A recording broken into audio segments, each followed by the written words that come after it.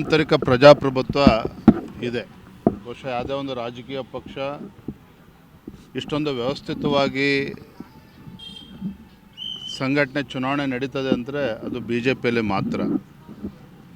ಮಂಡಲ ಮಟ್ಟದಿಂದ ಹಿಡಿದು ಜಿಲ್ಲಾ ಮಟ್ಟ, ರಾಜ್ಯ ಅಧ್ಯಕ್ಷ ಚುನಾವಣೆ ಮತ್ತು ರಾಷ್ಟ್ರೀಯ ಅಧ್ಯಕ್ಷ ಚುನಾವಣೆ ಎಲ್ಲವೂ ಕೂಡ ವ್ಯವಸ್ಥಿತವಾಗಿ ಏನು ನಮ್ಮ ಕೇಂದ್ರದ ವರಿಷ್ಠರು ನಿರ್ಧಾರ ಮಾಡಿದ್ದಾರೆ ಅದರಂತೆ ಎಲ್ಲವೂ ಕೂಡ ನಡೀತಾ ಇದೆ.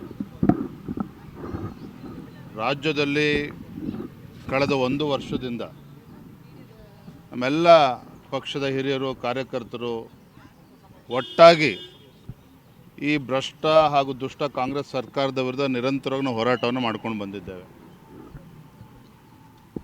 ನನ್ನ ಕಳೆದ 1 ವರ್ಷದ ಅವಧಿ ನಾನು ಯಾವ ರೀತಿ ಕೆಲಸ ಮಾಡಿದ್ದೇನೆ ರಾಜ್ಯದ ಅಧ್ಯಕ್ಷನಾಗಿ ಅಂತೇಳಿ ರಾಜ್ಯದ ಜನತೆಗೂ ಕೂಡ ಗೊತ್ತಿದೆ, ನಮ್ಮ ಕಾರ್ಯಕರ್ತರಿಗೂ ಕೂಡ ಗೊತ್ತಿದೆ, ನಮ್ಮ ಪಕ್ಷದ ಹಿರಿಯರಿಗೆ, ಶಾಸಕರು ಕೂಡ ಗೊತ್ತಿದೆ, ಎಲ್ಲರೂ ಕೂಡ ಗೊತ್ತಿದೆ. ಹಾಗೆ ನನಗೆ ಸಂಪೂರ್ಣ ವಿಶ್ವಾಸ ಇದೆ, ಎಲ್ಲರ ಸಹಕಾರದಿಂದ ರಾಜ್ಯದ ಅಧ್ಯಕ್ಷನಾಗಿ ಮುಂದುವರಿತೇನೆ, ಪಕ್ಷವನ್ನು ಬಲಪಡಿಸ್ತಕ್ಕಂಥ ಕೆಲಸ ಮಾಡ್ತೇನೆ ಅನ್ನುವ ಸಂಪೂರ್ಣ ವಿಶ್ವಾಸ ನನಗಿದೆ. ಸರ್, ಎಲ್ಲವೂ ಸರಿಯಾಗುತ್ತೆ ಅನ್ನುವಂಥ ಮಾತನ್ನು ನೀವು ಹೇಳ್ತೀರಾ, ಬಟ್ ಅಸಮಾಧಾನಿತರ ಸಂಖ್ಯೆ ಜಾಸ್ತಿ ಆಗ್ತಾ ಇದೆ.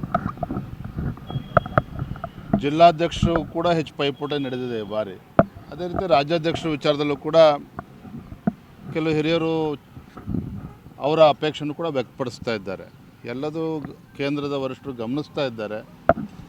ಎಲ್ಲವೂ ಕೂಡ ಒಳ್ಳೆಯದಾಗ್ತದೆ, ಸುಖಾಂತಿ ಆಗ್ತದೆ ಅನ್ನೋ ವಿಶ್ವಾಸ ನನಗಿದೆ. ಎಲ್ಲವೂ ಏನೇನು ಡ್ಯಾಮೇಜ್ ಆಗಬೇಕೋ ಸಾಕಷ್ಟು ಆಗಿದೆ.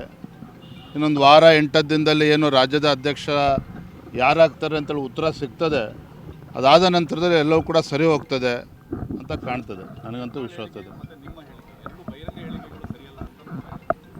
ನಾನು ಯಾವುದೇ ಬಹಿರಂಗ ಹೇಳಿಕೆಯನ್ನು ನೀವು ಕಳೆದ 1 ವರ್ಷದಲ್ಲಿ ನೀವು ನೋಡಿ, ಯಾರು ಏನೇ ಹೇಳಿಕೆಯನ್ನು ಕೊಟ್ಟರೂ ಕೂಡ ಯಾರ ವಿರುದ್ಧನೂ ಕೂಡ ನಾನು ಹೇಳಿಕೆಯನ್ನು ಕೊಟ್ಟಿಲ್ಲ. ಯಾವುದೇ ಬಹಿರಂಗ ಹೇಳಿಕೆಯನ್ನು ಪಕ್ಷದ ವಿರುದ್ಧನ ಹೇಳಿಕೆಯನ್ನು ಕೊಟ್ಟಿಲ್ಲ.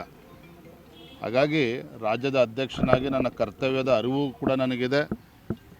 ಈ ಒಂದು ದೊಡ್ಡ ಜವಾಬ್ದಾರಿಯನ್ನು ಭಾಳ ಯಶಸ್ವಿಯಾಗಿ ಕಳೆದ 1 ವರ್ಷ ನಾನು ನಡೆಸ್ಕೊಂಡು ಬಂದಿದ್ದೇನೆ. ಹಾಗಾಗಿ ಏನು ಇನ್ನೊಂದು ವಾರ 8 ದಿನದಲ್ಲಿ ರಾಜ್ಯದ ಅಧ್ಯಕ್ಷರು ಯಾರು ಅಂತಕ್ಕಂಥ ಉತ್ತರ ಸಿಗ್ತದೆ.